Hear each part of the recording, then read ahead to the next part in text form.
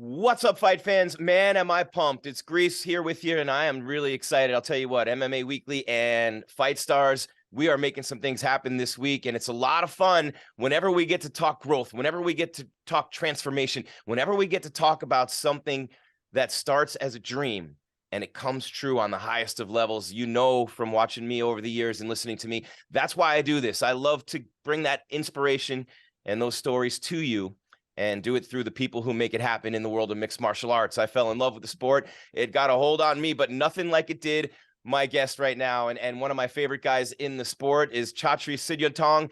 He is everything at One Championship. He's the founder, he's the CEO, he's the chairman of the board. But this week, he's the busiest guy in Colorado and maybe in the sport of mixed martial arts. But he joins me now to talk about One Championship's debut, Chatri, debut on U.S. soil. And I know you're hearing that a lot this week. But, man, when you hear those words, I know you just can't stop smiling, man. Welcome to the show. It's good to have you.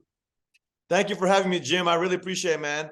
Yeah, this whole I've been here now for, I don't know, a week and a half or so doing media interviews and business meetings and whatnot.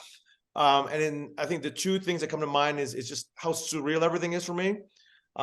Because once upon a time, I had one suitcase with all of my life's belongings, living in the U.S., and then the second feeling is gratitude because, I live the American dream. Only in America can you work hard, do right, take risks, make sacrifices, and do good and make something of yourself. And so for me, to come full circle, I lived in the States for, I think, over 18 years, like 18, 19 years, like that. And it's just been, crazy for me to think, back my journey, and just going back and, I hadn't been back to New York in a while. I had been back to San Francisco for, 20 plus years. I hadn't been back to LA. So, and I was just going, down memory lane. And so for me to be here, bringing the entire world of martial arts to American fans for the first time, man, it's just unbelievable. For me, as a lifelong martial artist, this is like the incredible dream. It's just been an incredible dream, a crazy ride the last 11 years.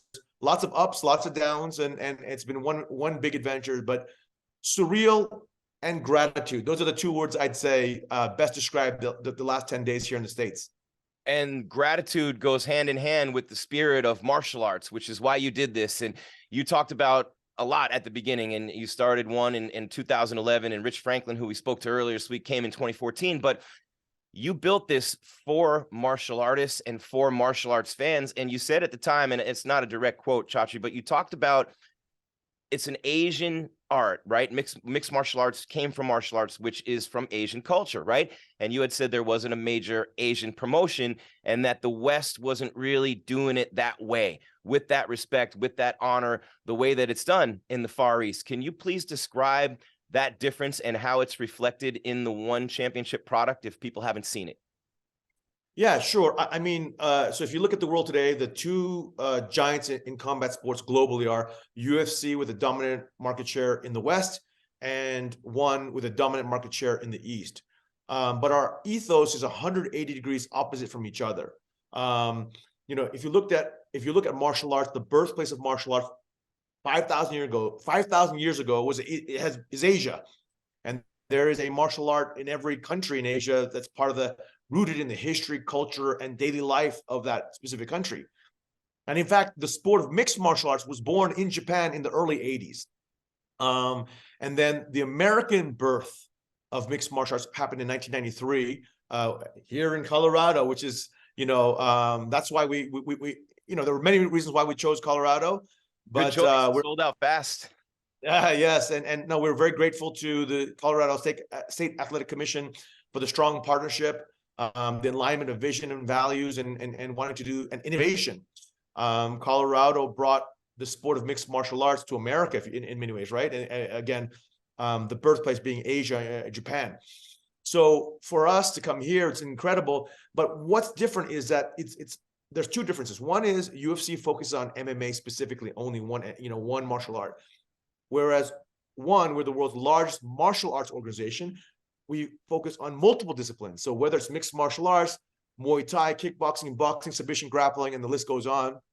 We showcase various disciplines throughout the 11-year history of One. as, you know, the home of martial arts, if you will.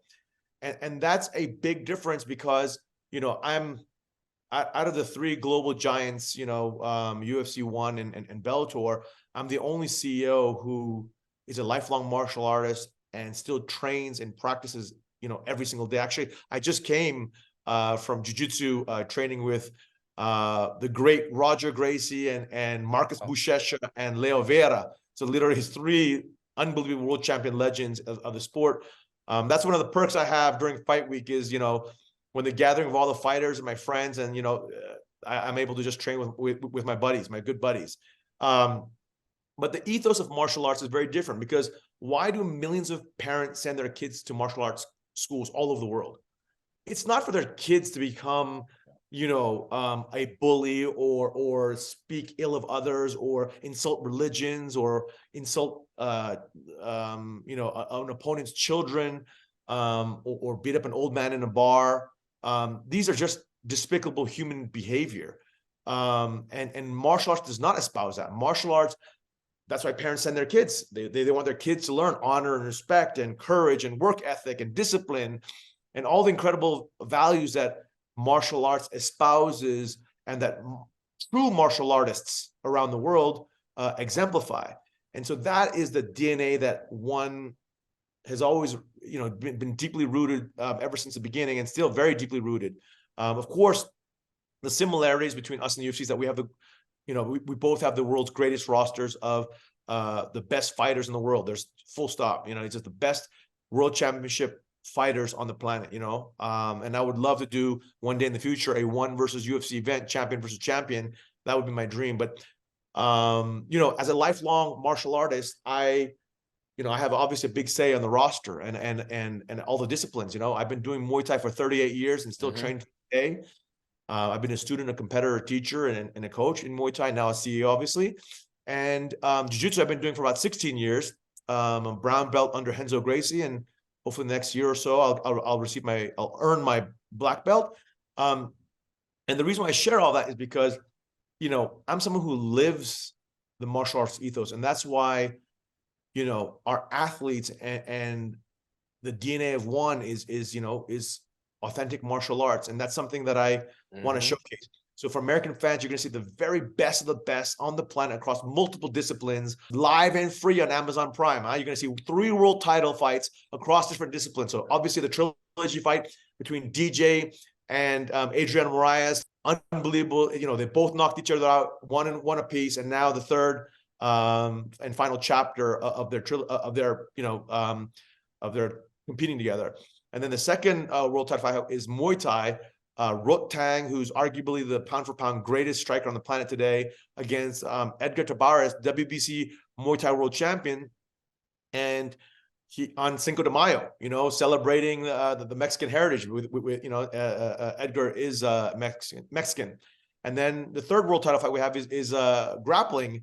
Mikey Musumeci, arguably one of the greatest on the planet, pound for pound grapplers, is defending his world title against the current world champion, no-gi world champion in Osama. So here you have, it's just a very interesting, and the rest of the card, very, very stacked. We have Roberto Soldic versus Sebastian Kadestam, 2 of Europe's finest KO strikers, one punch KO power, both of them have, and it's going to be electrifying. But yeah, from top to bottom, American fans are in for a huge treat. Live and free on Amazon Prime. We're broadcast now every Friday live around the world in 179 countries. We have Friday, I think called a product in Asia, which is called One Friday Fights, Asia Primetime event every Friday, broadcast again, 179 countries around the world. And so we are very used to growing organically, country by country. And I mean, here we are, you know, our very first event. It's 3 or 4 years in the making of just, you know, inch by inch, until here we are, you know. So again, no issues growing organically. No, and Chatri Sityodtong with 1 championship. Man, this is awesome. Your debut show, Mighty Mouse, Demetrius Johnson, and Adriano Moraes, the trilogy. Let me just say this for those of you who were under a rock somewhere. This is the guy who knocked Mighty Mouse out. This is the guy who did what nobody could do in the UFC for all those years when Demetrius was there. This was the guy not even Henry Cejudo could finish, got a razor thin decision win over him in that second fight, Chatri. So that really opened my eyes when Moraes not finished Mighty Mouse that way. And wait a minute, that level of competition is there. And then I know Christian Lee, because when he was a kid, he traveled with a pancration team, and I got to ring announce for them. Clayton Carpenter, who's in the UFC now, Jake Watson, who's a world jiu-jitsu champ, Brock Lochnikar, who's a starting linebacker at Harvard playing football. They were all on that squad, and the best one of the bunch, he was a little bit older, was Christian Lee. And this is probably 2015, 14 or 15. And then I look and he's a world champion with you. So how many other Christian Lees do you have out there? Because I think he beat anybody in the world. And the UFC's lightweight division is jacked. He can compete and beat any of those guys in my mind. So how many other Christian Lees do you have out there? And you just can't wait to get them here in the US and start getting those American fans, a lot more of them, to know these fighters and follow. Again, our roster of several hundred athletes, okay, we have the most number of world titles prior to joining the Apex organization. So all of our athletes, whether it's let's say a Marcus Buchecha or a Rotang, they won world titles at the very highest levels in their respective sports before being, invited into the one stage. So we have over 180, 190 athletes who are genuinely the best in the world before joining one. They'd won all the world titles. Again, like Christian Lee won the Pancration world title, etc. And Rotang, obviously multiple-time Muay Thai world champion and whatnot. And so that's what also makes our roster very different. What you'll see in our counterparts, let's say again a UFC or a Bellator, is they've got great mixed martial artists, but they're generalists more or less. Of course, they have a few fighters that won world titles in other organizations, in other disciplines.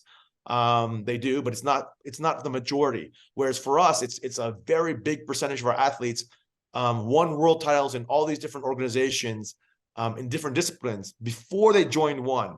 And still they're in their peak, in their prime. Like again, DJ was, I think, 11 or 12-time UFC world champion, right? So that's an example in the MMA division. But in the kickboxing division, the same thing. Giorgio Petrosian won every world title there is before joining one.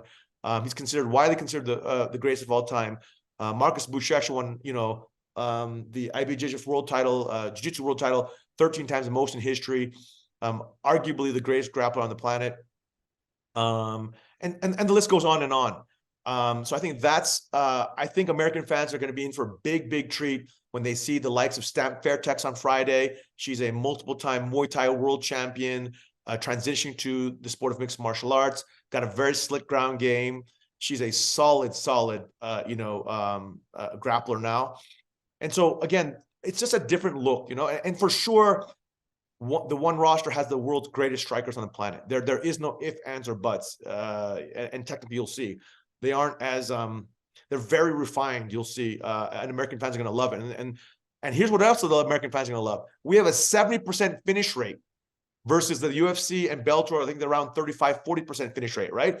And who doesn't love knockouts? Who doesn't love submission finishes? Well, we have killers and monsters here at one, and it's just American fans are in for a big treat. One Fight Night 10, Johnson versus Moraes 3. And I don't think Demetrius had a trilogy in the UFC. In fact, I'm pretty sure he didn't. And here you are, you're looking at this, and this guy has pushed him and brought out the best in him at the tail end of his career. It could be the end for him. So to be able to fight here with you guys, I know is special for Demetrius. The other thing that really opened my eyes, Chatri, and I'm just going to say it straight up, not on the surface level. Francis Ngannou wanted this, Francis Ngannou wanted that, and I've had my own thoughts on Francis. That's not for this interview. What I was blown away by is the way that you handled the negotiations and the way that you worded it. I just looked at it and said, one championship with draws. So when you have grown to the point where you can pursue and afford the biggest names and the biggest champions in this sport, and this is not a knock on Francis, but two, that you can walk away when the deal's not right. And if the deal's not right, how many times, Chatri, have we seen it in business and fighting? You make a bad deal that's not good for the organization and you suffer long term. So not necessarily the process of that or anything you've already stated and people have already read, but how does it feel to be in the position where those fighters are going to come your way, and if it's a fit, you'll take them. If it's a good deal, you'll take them. But if it's not good, then you can pass, and you're in a position to do that with no problems and no issues at all. Yeah, I think that, in terms of our global brand and in terms of our ability to attract the very, very best athletes on the planet, the very, very best free agents on the planet, started in 2018 with Demetrius Johnson and Eddie Alvarez and Sage Northcutt and the likes joining the one roster at the Sage time. is on this card, by the way. Yeah, Sage's comeback, big comeback. And it continued with Roberto Soldic, right? Roberto Soldic, two-division KSW champion. He was the most sought-after free agent globally in the last several years. The UFC put a big offer on the table for him. I think Bellator did too, and we did. And Roberto came with us. So it's not the first time that we've ever, signed the biggest and best talent free agents on the planet. We've turned down plenty as well, and we've missed our fair share as well throughout the history, 11.5-year history of one. So in the Francis situation, my team had been talking to his managers for the last, I don't know, few months. And then finally, it came down to a meeting between Francis and I. And look, we wish him the very best. And some things don't work out, and that's the way it is. Like he's a good guy and he's a good champion. It has nothing to do with him. It's just, just like any process. I mean, if you're buying a company, if you're, hiring somebody, interview process, the person who's doing the hiring or buying has every right to walk away if things aren't right from the process. So Chatri Sityodtong, One Championships debut, Mighty Mouse and Moraes, the trilogy. And if you haven't seen a One Championship show, they're in 170 countries. They have 70 million on social media. They're literally Asia's largest sports media property when you talk about One Championship. And if they're new to you, you are in for a treat. And when I say that, it's not just because of the level of fighters. It's not because of the level of fighting. The 70% finish rate helps a lot. But really, when I think about it, Chatri, as a guy who's worked on every level of the sport, regional, local, national, everywhere, as a ring announcer, as a play-by-play guy, as a marketing guy within the promotions, because I love the sport that much, it's really incredible to see what you're able to do and the reach that you're able to get while staying in your lane. But you found something different. Everybody's trying to find that little something different that separates them from other people. And for you guys, you come to a One Championship show, it's not just MMA, it's submission grappling, it's Muay Thai, it's kickboxing, and it's all world-class in one spot under one roof on one night. Definitely, Jim, you nail the head. The way I think of it is, Olympics, which is an organization of all the different sports around the world and the very best from each country. So on one night, you'll watch the best swimmers and the best runners and the best weightlifters, the best boxers, etc. One is the Olympics of martial arts. You get the very, very best in a single night. You get the very, very best across all these different disciplines. And it makes it for a really exciting, entertaining night. And it's something very unique, differentiated, and unprecedented in America. No other organization of a global scale has ever done this before. And so American fans are just in for a big treat. It's something, again, they've never seen before, never experienced before. The athletes are all chomping at the bit. Chatri, I know you're excited. One Fight Night 10, Johnson versus Moraes 3, the trilogy. It's going to be amazing. And again, you have all the different forms, right? You have kickboxing, you have Muay Thai, you have submission grappling, you have world-class MMA, the return of Sage Northcutt, the Mighty Mouse Moraes trilogy. And again, Adriano Moraes, the only fighter to ever finish Demetrius Mighty Mouse Johnson by KO TKO. And that is incredible when you talk about that. Mighty Mouse, to his credit, came back and got it in the next one, and that wasn't something that he was known for. So bringing out a different side of Mighty Mouse at One Championship, which is cool. And Chatri, one thing really stands out to me, because my purpose in life is to inspire people. Everything I do, everything I post, my life's an open book. I have a heart on my sleeve that just sticks itself as far out as it can go every day, all day. And it's to inspire people. And these types of stories are what, the reason I get out of bed in the morning. And so when I think about what you guys are doing and your mission, and it's in the About You section on your webpage, but to champion the many benefits, I'm just going to read it, and values of martial arts such as respect, courage, integrity, and humility by telling athletes inspirational stories, one hopes to provide society at large with role models to look up to, characters that empower people with the hope, inspiration, and strength to overcome adversity in their daily lives. That mission statement right there, you're helping a lot of people. We get back when we give, and I know you're excited to showcase your product to the American fans. Take us through your journey just a little bit over these years, Chatri, and some of the obstacles you've overcome, and what your mindset is at those times when you face that adversity to keep you going, when a lot of other people might say, hey, I've had enough, I gave it my best. What is it about you that has allowed you to be in the forefront and leading the charge to build this into the monster it is today? Yeah, when I look back on this 11-year plus journey, I'll tell you the first 3 years were a complete disaster. I had faced thousands of failures and rejections. Broadcasters didn't want the content. It was a brand new, sports property in Asia. Brands didn't want to get involved. They're like, they thought it was a stupid idea. Investors didn't, governments didn't. In fact, I remember a broadcast meeting saying this is the dumbest idea they've ever heard, because on TV you already had English Premier League soccer, you had NBA basketball, you had different sports properties already broadcast in Asia. Why would you want to create something from scratch? It was a dumb idea. And I said, look, there's 4.2 billion people in Asia, more than half the world's population, and martial arts has been the greatest cultural treasure, for the last 5,000 years. The birthplace of martial arts is Asia. And so I just thought, man, if I could just celebrate values that every family would celebrate with their kids and grandkids, if I could, unleash real life superheroes who inspire entire countries and inspire the world, and then tell their stories of overcoming poverty, tragedy, adversity, whatever it may be, we could somehow, and I know this sounds corny, but this is really coming from my heart, that we could somehow elevate humanity to dream more, do more, and be more in life. And that has been our ethos since day one, literally since day one. And it's still to this day. I want, now that one is, a top 10 sports property in terms of size, in terms of viewership numbers and stuff, my team and I, we talk about it often. Like, we have a huge responsibility. How do we want to use our voice to help shape the next generation? How to shape how little kids treat each other, little boys treat little girls, how children treat their parents, how diverse religions and diverse races treat each other. These are all things that we will have an impact. And why? You say, oh, it's only a martial arts property, Chatri. No, because kids, other than their parents, learn from school, and then they learn from music, entertainment, and sports heroes. Think about your own childhood, right, Jim? Mm-hmm. Who was a big influence on you? Probably like a Michael Jordan or Larry Bird or whatever it is, Close. Sporting, it was Magic. Magic. Okay, there you go.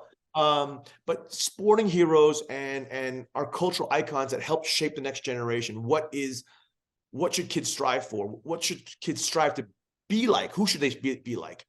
Whether it's, again, music, entertainment, or sports. And so we have a huge responsibility, and I feel that we're the only organization in the world at our scale in the combat sports space that truly cares deeply about this kind of mission.